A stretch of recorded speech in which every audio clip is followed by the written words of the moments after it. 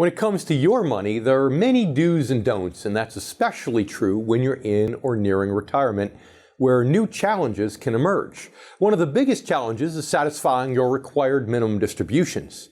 So are you prepared to meet that challenge? It's that time again, time to tune out the hype and focus on the facts. Facts that matter to you, the income generation. Let's get started. Get ready to separate reality from myth. With us, David Scranton. David Scranton. David Scranton. David Scranton. But David Scranton says, hey, not so fast. How does it affect the markets? How does it affect the economy? Thanks to efficiencies and new technology and a staff of veteran analysts and portfolio managers, Sound Income Strategy strives to set new standards and bring institutional style investing to your portfolio.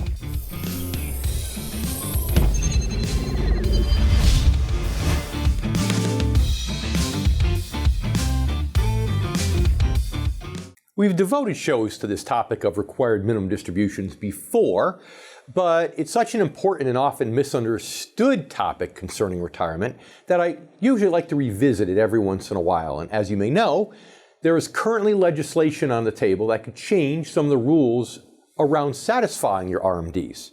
So the question becomes, will these changes work in your favor if you're retired, or will it work against retirees? And what are the odds that they'll actually get approved anyway? We'll answer those questions and many others on today's show, which we're calling RMD do's and don'ts.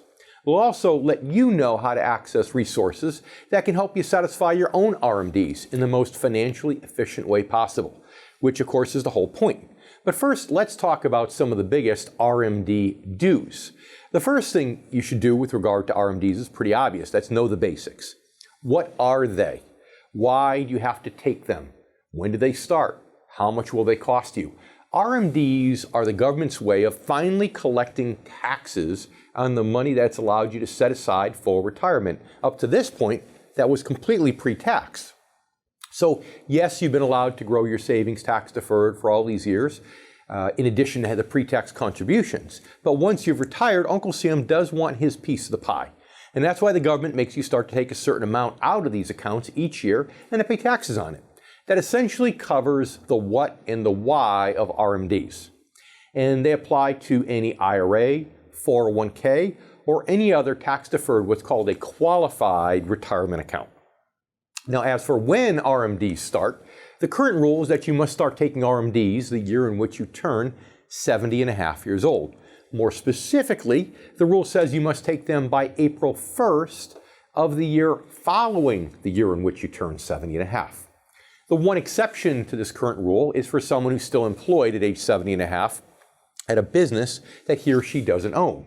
That worker does not have to take RMDs on that particular retirement plan, although he does still have to take them on other qualified accounts. Now, as I mentioned earlier, there's currently legislation on the table that would change some of the existing rules for RMDs, including when they kick in. A bill known as the Secure Act, which stands for Setting Every Community Up for Retirement, proposes raising the age from taking RMDs from 70 and a half to 72. Now, obviously, that means all Americans would be able to let their retirement funds grow tax deferred for an extra year and a half. This change is intended to address the fact that longevity rates have increased over the years and that people need to plan and save for longer retirements. Another proposal in the Secure Act that has caused some controversy concerns RMDs on a particular type of account known as a stretch or beneficiary-driven IRA. The fact is, in addition to retirees age 70 and a half or older, there's another large group that must take RMDs every year, and that is these beneficiaries of IRA accounts. Just like retirees, non-spouse beneficiaries must also take annual withdrawals from these inherited accounts. There are several different options for how to comply with this rule, one of which is commonly known as the, quote, stretch IRA. That's a nickname based upon the plan's ability to stretch distributions over a potentially long period of time, even decades. As it now exists, the stretch IRA is a valuable benefit for people who are financially savvy and good at planning ahead. That's why some people are concerned that changes in the Secure Act would essentially eliminate the stretch IRA option. Under the proposed new rules, rather than your non-spouse beneficiaries, usually your adult children or grandchildren, are being able to stretch the inherited IRA over decades. Their RMDs now would have to be taken within a 10-year period. And as a result, the ability to keep a tax-deferred account would be reduced to a much shorter period of time and be gone altogether at the end of that 10 years. In addition, the RMDs would be much higher since the account would need to be emptied by the 10th year. Now, despite these concerns, keep in mind that the Secure Act still has not been approved yet by the Senate, and it may not get approved without some changes, which could include the elimination of the rule change for these stretch IRAs. However, another one of the important do's for RMDs is to be aware not only of the existing rules, but of how those rules may change. That way, if you think a proposed change may impact you, you can at least have a conversation with your financial advisor about your different options, and then together you can plan ahead. And coming up, we'll share a few more RMD do's before getting into some of the important RMD don'ts. Investing for income? The idea has grown in popularity over the last several years due to today's volatile stock market. But if you're at or near retirement age, it's no longer just how much you've saved, it's about maximizing and protecting your life savings while minimizing your risk from market ups and downs. David J. Scranton's new book, The Retirement Income Story, is here to help baby boomers face the challenges of investing in this age of economic uncertainty. Visit theretirementincomestory.com to learn more. Now it's time to bring in our first guest, Ed Slott. Ed is an author, speaker, and television host. He's been called the best source for IRA advice by the Wall Street Journal and America's IRA expert by Mutual Funds magazine. And we're excited to have Ed back here on the Income Generation. Thanks for being back. Thanks, Dave. Great to be back.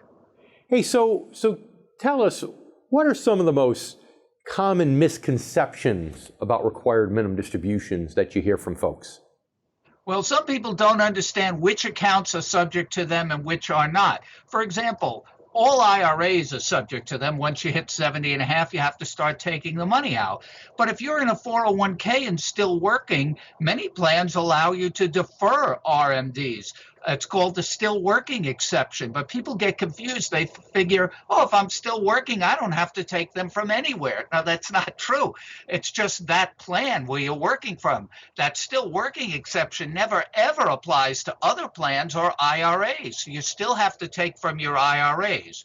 Another mistake we see is with spouses, husbands and wives. They sometimes get confused thinking, well, it's all one tax return. Why don't we take it all from mine and even the accounts up?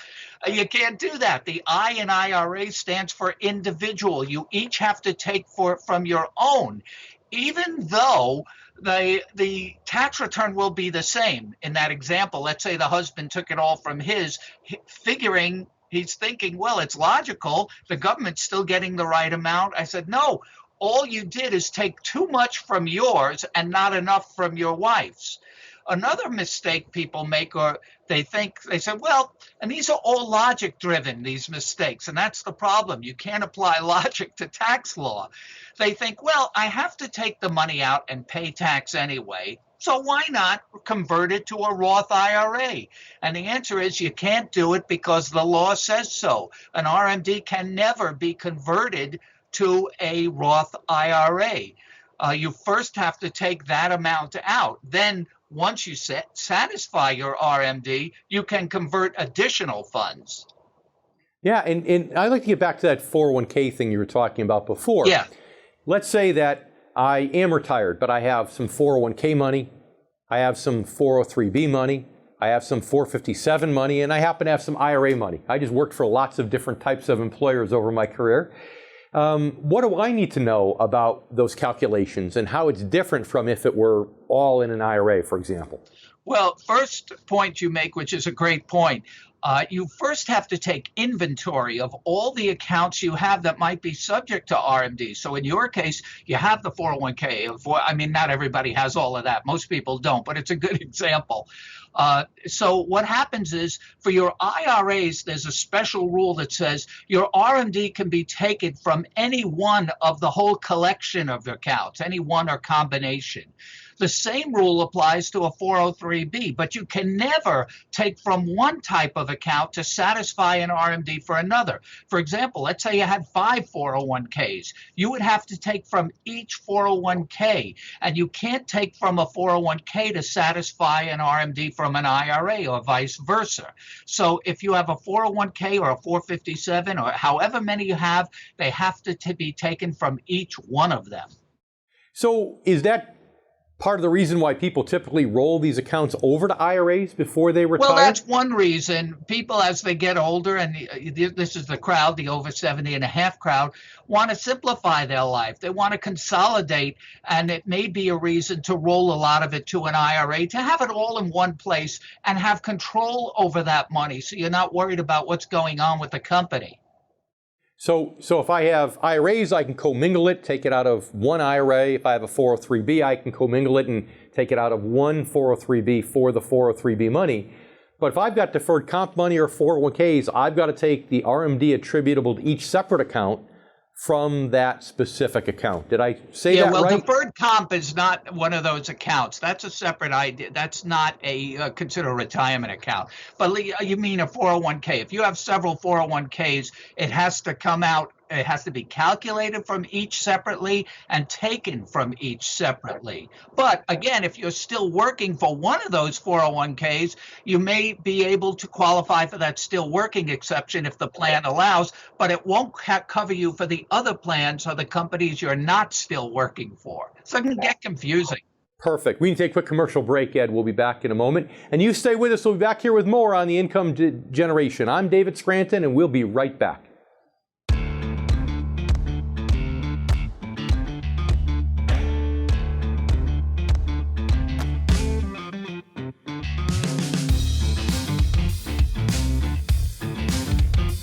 If you're not using someone who's well trained in fixed income and you're born before 1966, it may just be time for you to break up with that advisor and move on. I would suggest someone who will care for you through these important years of your life. If you need help finding someone, call or write us. I'd also like to remind you of the special report entitled The Income Generation. This is available free to you, our loyal viewers, online. If you haven't downloaded your report, pick it up after the show.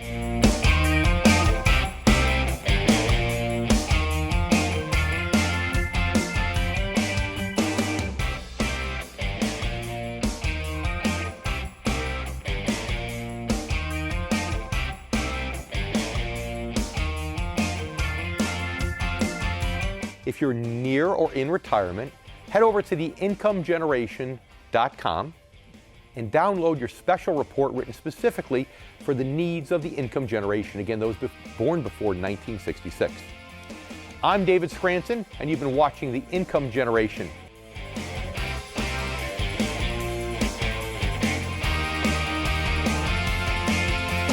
Financial experts have predicted that the next major recession could happen as early as this year. What would you do if it took half of your retirement savings with it? I'm David Scranton, founder of Sound Income Strategies. And there is a safer way investing for income. By focusing primarily on non-stock market income-generating investments, you could significantly reduce the impacts of the next major recession. Visit the Retirement Income Store at soundincomestrategies.com to connect with an income specialist who can help you get started to an income-based retirement plan.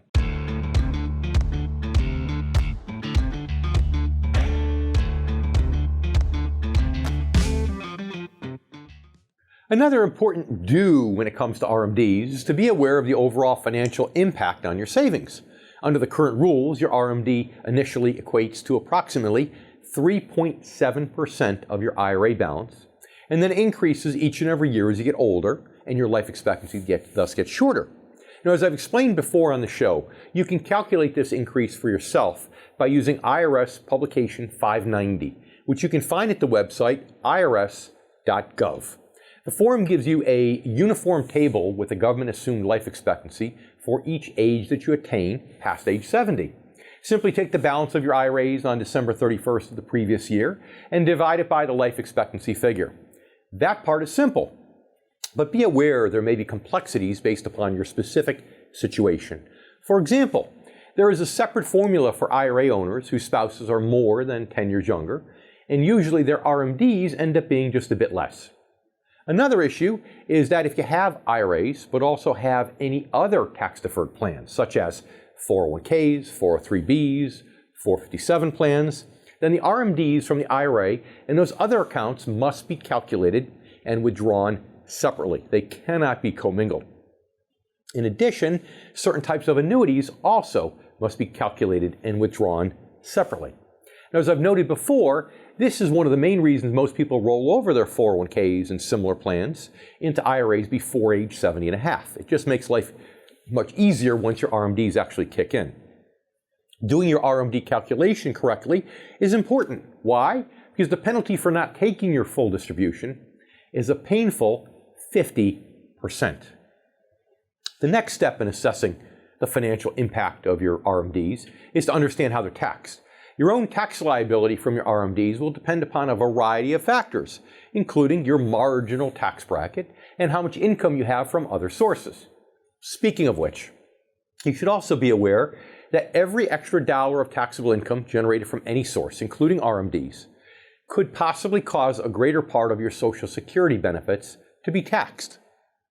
All of these issues can make calculating the total financial impact of RMDs a bit challenging. And that's why I believe it's best to get a qualified financial advisor involved in the process as early as possible, preferably one who specializes in retirement income. Again, because an advisor who specializes in income can help make sure that you're addressing the most important do when it comes to your RMDs, which is do have an asset allocation that allows you to satisfy your RMDs without cannibalizing your nest egg. As I've explained many times on the show, make sure your retirement savings is allocated properly for RMDs is really just a matter of following some advice your parents probably gave you at some point early on in your life. Live off your interest and don't spend your principal. That's a simple enough concept, but it can get complicated when you realize all the factors you must consider to ensure the interest and dividends being generated by your savings are enough to cover the RMDs and to satisfy all your other retirement income needs. As I've also noted before on the show, an asset allocation right for taking RMDs, therefore, should be able to generate at least a 4% dividend or interest payment. Now, here's a question I hear frequently. Is it really possible to generate 4%, enough interest and dividends to satisfy your RMDs and all your other retirement income needs without relying on the stock market? And I hear this a lot. Why? Because many advisors, as well as the Wall Street obsessed financial media, like to suggest the answer is no, and that the stock market is the only game in town for getting a reasonable rate of return. Well, I happen to know, based on over 30 years of experience, that they're wrong. That actively managed income-based strategies can and do generate returns, oftentimes comparable to the stock market, in the form of income, with considerably less risk. Again, I'm not talking about total return, I'm talking about satisfying your RMDs through the interest and dividend component of total return, which comes from investing for income instead of investing for growth. That's extremely important because relying heavily on the stock market when it comes time to satisfy your RMDs puts you and your money at a risk of committing one of the biggest and most common RMD don'ts, which we'll talk about coming up in just a bit.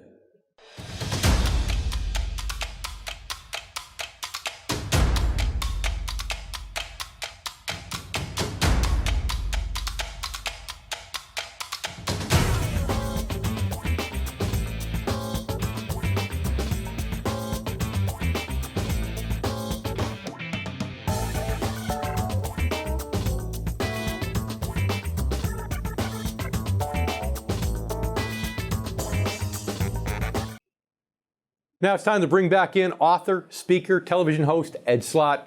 Ed, thanks so much for sticking around. Great to be back with you, Dave. Thanks. So the whole goal here is for the government to get taxes, right? We all know that. They don't want to wait, if God forbid you live to be 100, they have to wait till age 100 to get their tax money. But I alluded to this a little bit that you just heard in my monologue portion of the show, but tell our viewers a little bit more about how it might be able to affect taxation on other things, like taxation on Social Security, now that these RMDs come pouring onto your tax return. Oh, yeah.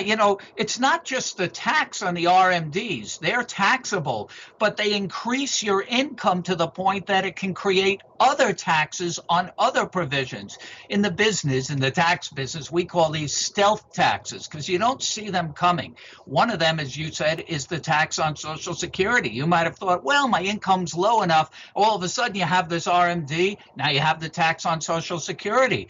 Or those Medicare IRMA charges, those income-related monthly adjustment amounts for Part B and D, or medical expenses. Remember, when you have when you have an RMD come out, it increases your income to the point where less of your medical expenses may be deductible if you're itemizing. Today, less people are itemizing. So yes, it can increase taxes in other ways. If you have high investment income, it can trigger the 3.8% tax on net investment income. So there's a lot of these other things working in the background, and this is a triggering event. Anytime you add income like an RMD, it's like a pinball machine. All the other things go on. Now, I don't know if it was Freudian or not, but just a moment ago you mentioned Roth conversion, and then you caught yourself right. because you didn't mean to say that. So let's talk about Roth conversions. What are they? What types of investors should consider a Roth conversion?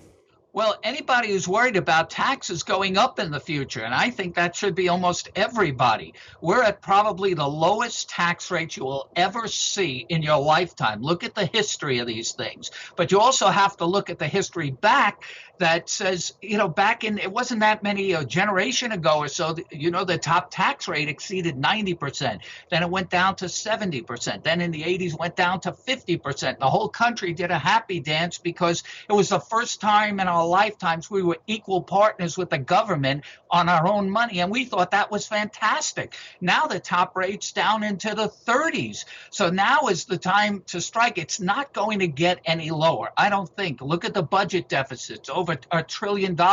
At some point, the bill is going to be due. So it may be time to look at a Roth conversion and get that money out at the lowest rates possible. And that may be right now. And your couple today making $100,000, just taking the standard deduction, is really only in the 12% federal bracket. So you're right. There's a lot of people who are living comfortably that aren't paying a lot of tax. But now that we've talked about those for whom Roth conversion might be beneficial, in the last 40 seconds or so we have left in the segment, tell our viewers maybe the types of people that should stay away from Roth conversions as a general rule. Well, if you think your tax bracket in retirement might be lower, the whole key to tax planning is always pay taxes at the lowest rates. So if you think your rates will be lower in retirement, but you don't know, it could be higher. But if you think for sure you'll be in a lower rate in retirement, maybe a Roth isn't right for you. Or you don't have the money to pay the tax, or you'll need to tap into the money. What's the point of paying a tax to convert if you need to take that money right out to live on? So it's not for everybody. The best strategy might be doing a series of smaller partial conversions over the years. So in time, you're bringing down your taxable IRA and bringing up your tax-free Roth balance. You don't need to do it all at once. Ed, No. we need to take another commercial break. Stay with us, please. You stay with us, too. We'll be right back here with more on The Income Generation.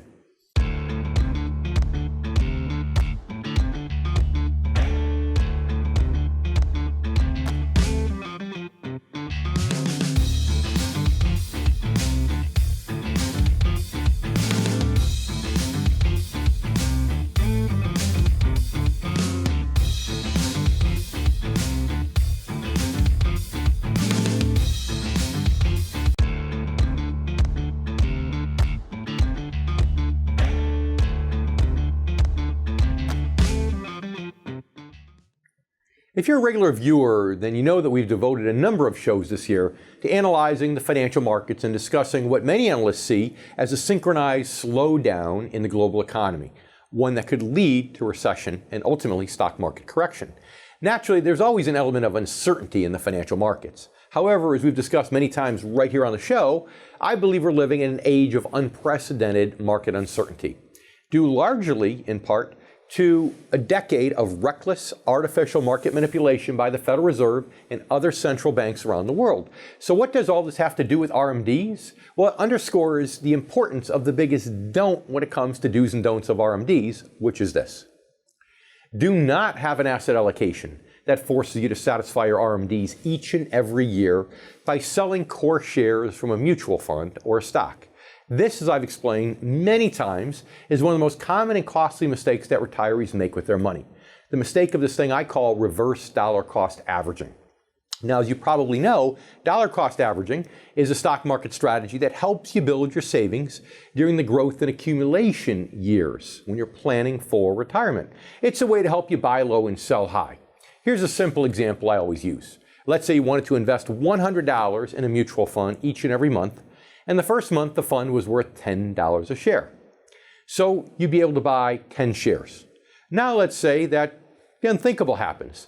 Month number 2, the market drops by half, and now the shares are only $5. If you stuck with your strategy, and I hope you would in that case, you'd now have to buy 20 shares to get $100 worth of this mutual fund.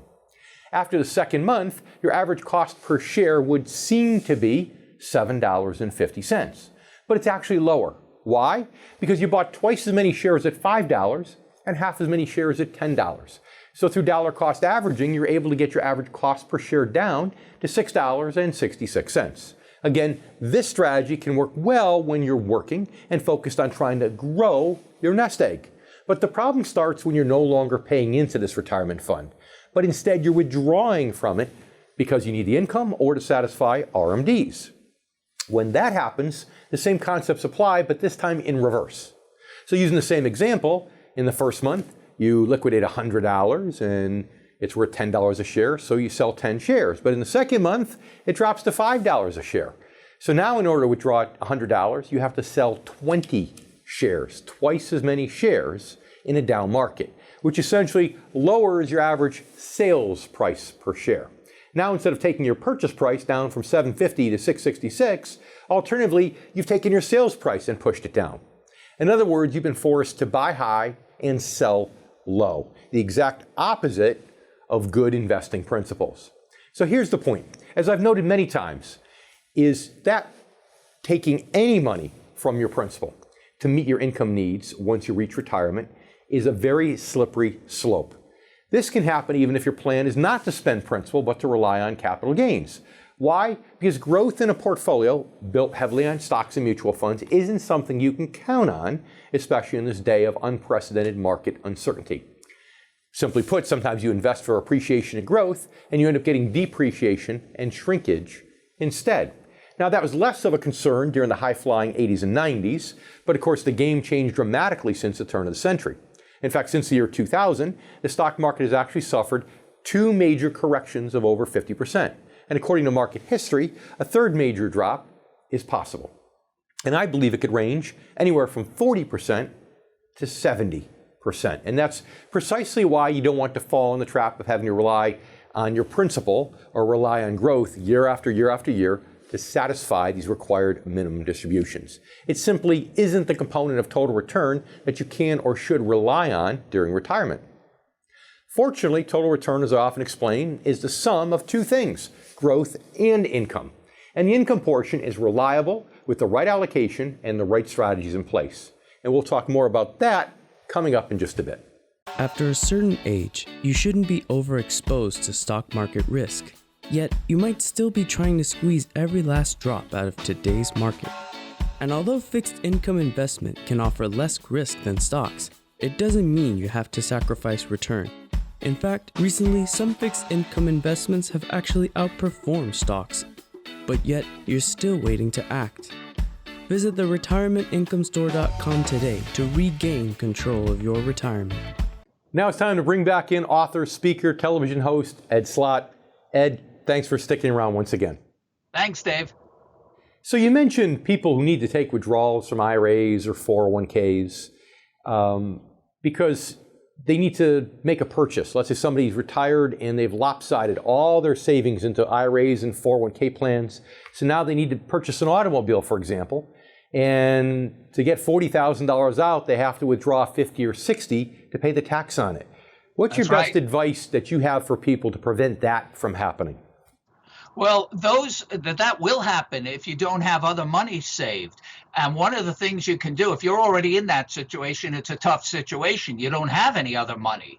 But if that's the case, chances are you'll be in a lower bracket also. And the low brackets are great brackets now. You've got to look at how far these low rates, these 10 and 12% brackets, you may be in that with the higher standard deduction. May not be as bad as you think.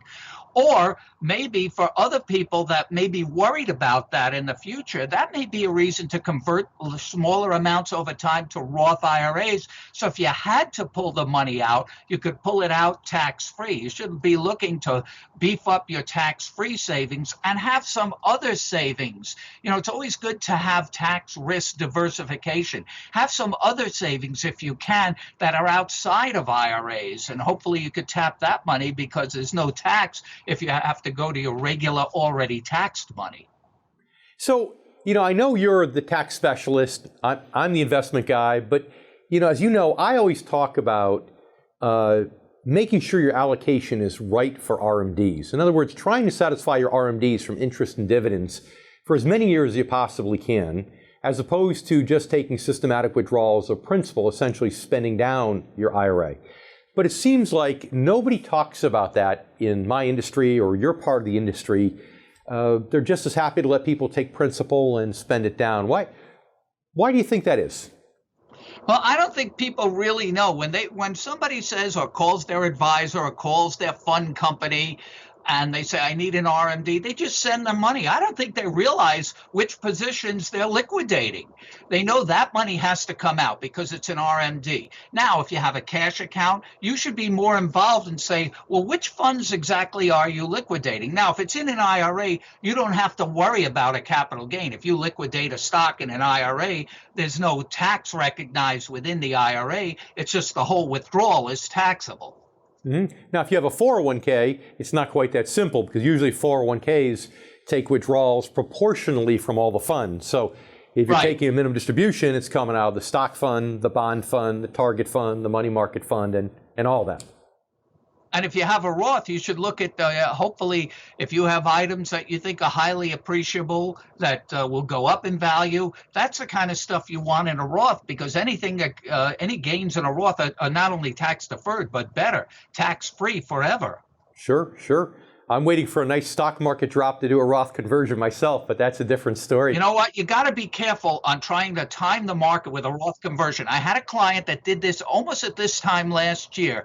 She converted, I think, on December 26th, the one day the market had its largest, I think it was over 1,000-point gain on that day. And she was devastated. She was thinking about converting the whole year. Waited, she says, I'm doing it now. It was a large conversion. And then she said, oh no, it's the one day it went up. I said, but you got to look long term. That's what retirement is. You can't look transactionally one day at a time. You can't time the market with RMDs or Roth conversions.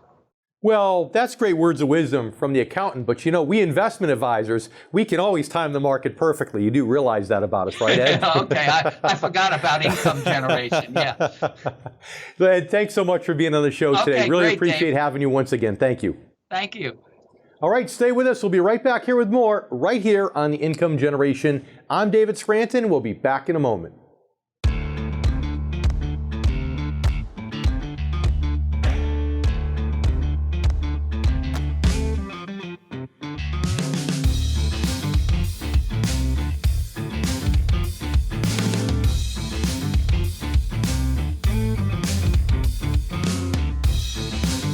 For behind-the-scenes photos, retirement planning tips, and upcoming giveaways, follow the Income Generation Show on Facebook.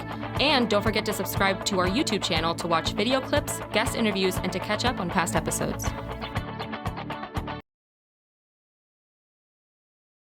When I talk about uncertainty in the financial markets, obviously I'm not just talking about the stock market. Money markets and the bond market have also been greatly impacted by all the Federal Reserve's artificial interference since the financial crisis.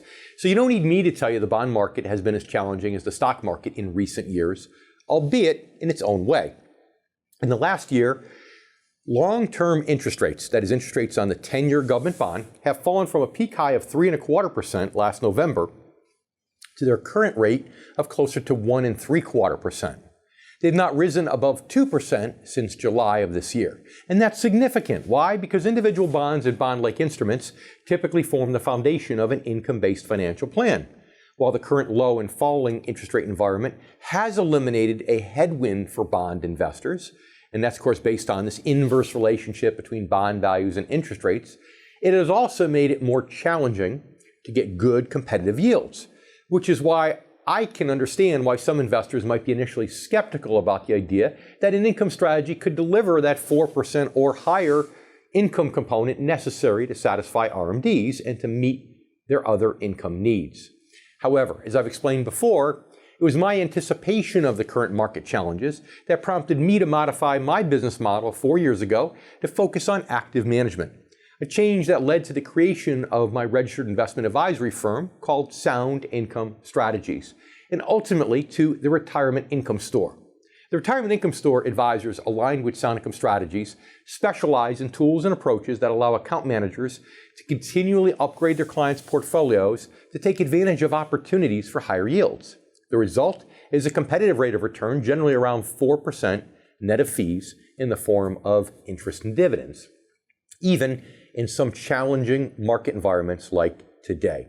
And again, that means return in the form of income generated through interest and dividends, not in the form of growth measured by capital gains.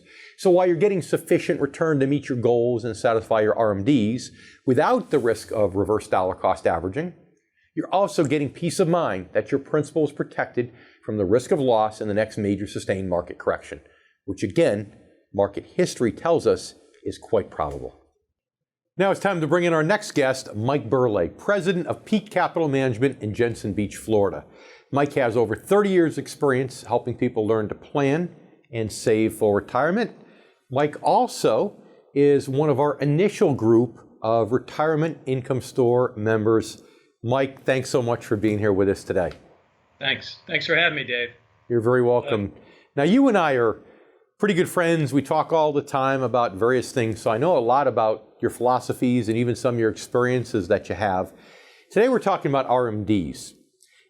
Tell our viewers, if you will, what are some of the most common misconceptions that you find people have when they walk through your door about required minimum distributions and what they really are?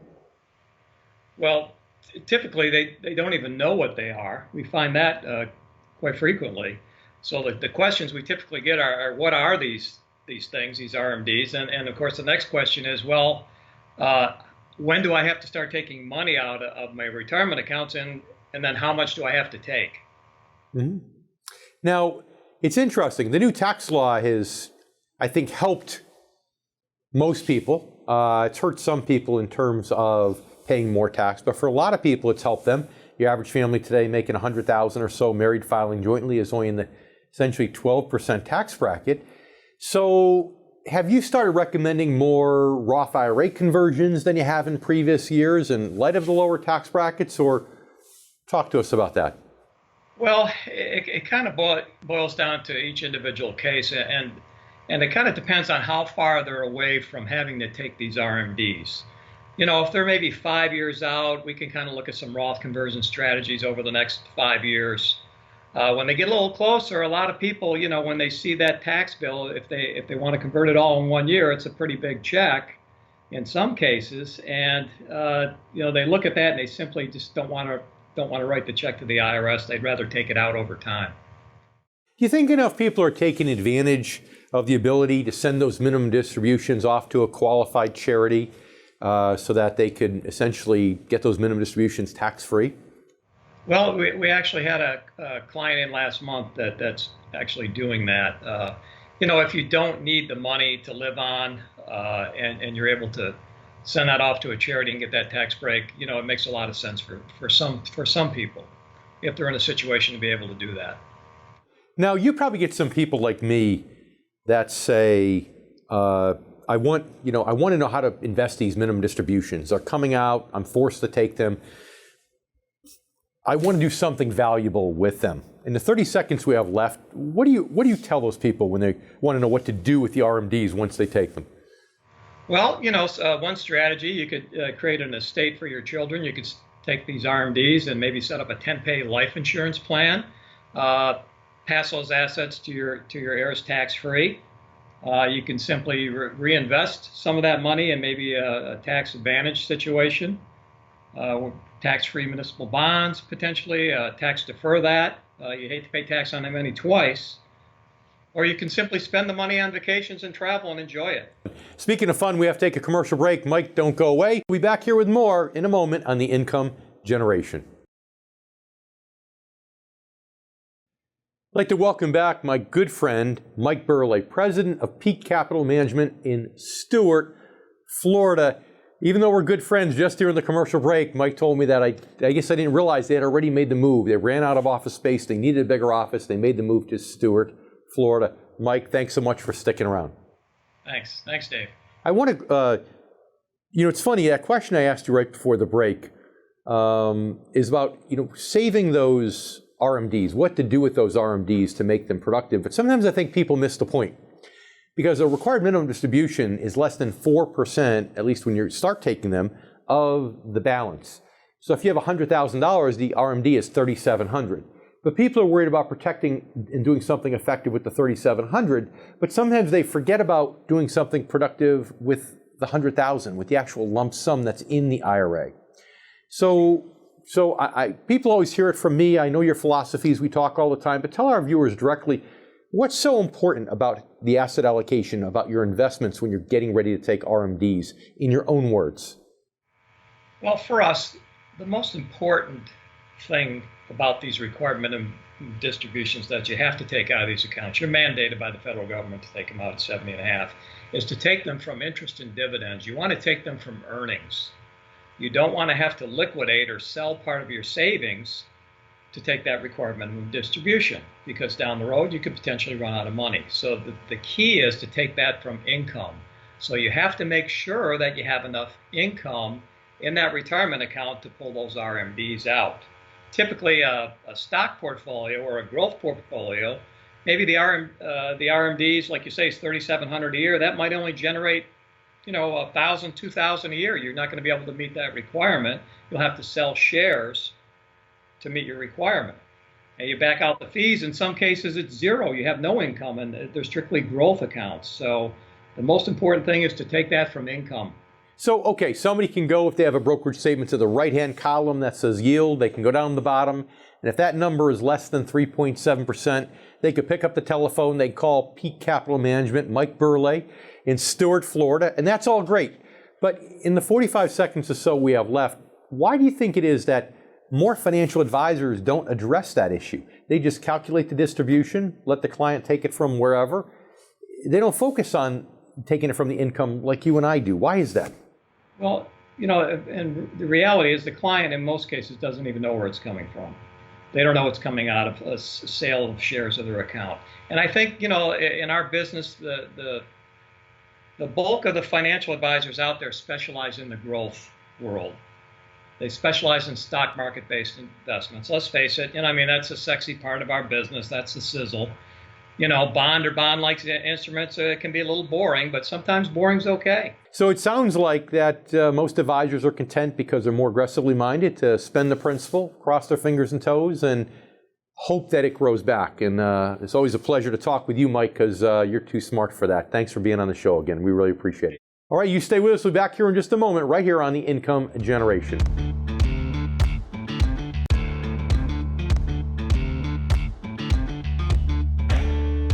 I'd like to thank both of our guests for joining us for another episode of The Income Generation. I'd also like to thank you, our new and returning viewers. Another common mistake people make regarding RMDs is to wait too long to prepare for them. And that's understandable, because when you're in your mid to late 50s, 70.5 can still seem a long way off.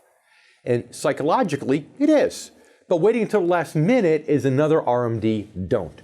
Because the sooner you understand the potential impact of your RMDs on your personal finances, the better your chance of being able to minimize that impact and to satisfy the RMDs in the most financially efficient way possible, which is the whole trick. With that in mind, let's review the other RMD do's and don'ts that we covered today. Do know the RMD basics, what they are, when they start, why you can't avoid them, and how much they're going to cost you in taxes over time. Also, do keep abreast of news about RMDs in the financial media or through your advisor, and be aware of possible changes.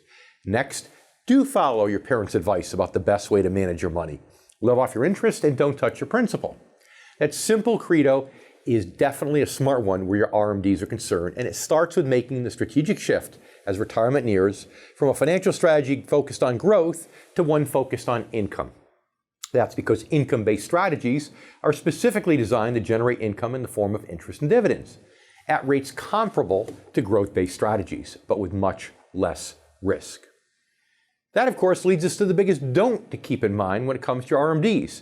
Don't rely on an asset allocation that puts you at risk of cannibalizing your nest egg or spending down your principal through reverse dollar cost averaging. This is one of the most common mistakes retirees make with their money and one of the costliest.